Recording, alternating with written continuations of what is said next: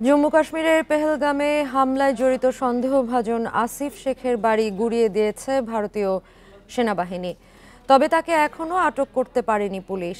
এই অবস্থায় পরিবারের ওপর অত্যাচার না করে বরং আসিফ শেখকে খুঁজে বের করার দাবি জানিয়েছেন তার বোন আরাবিয়া শেখ। 22 এপ্রিল জম্মু কাশ্মীরের পেহেলগামে সন্ত্রাসী হামলায় নিহত হন ২৬ পর্যটক। এরপর থেকে অভিযুক্তদের ধরতে অভিযানের নামে ভারতীয় সেনাবাহিনী গুঁড়িয়ে দেওয়া হয় সন্দেহভাজনদের বাড়িঘর।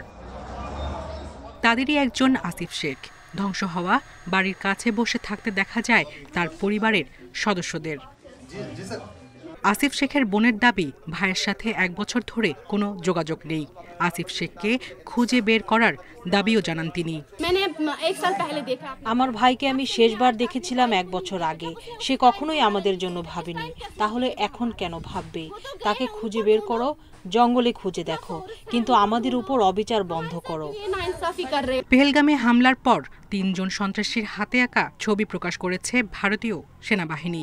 তাদের ব্যাপারে তথ্য দিলে ২০ লাখ রুপি পুরস্কার ঘোষণা করা হয়েছে।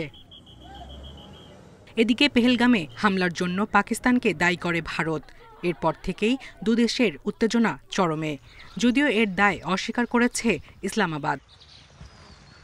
সায়রা খান, ইন্ডিপেন্ডেন্ট নিউজ।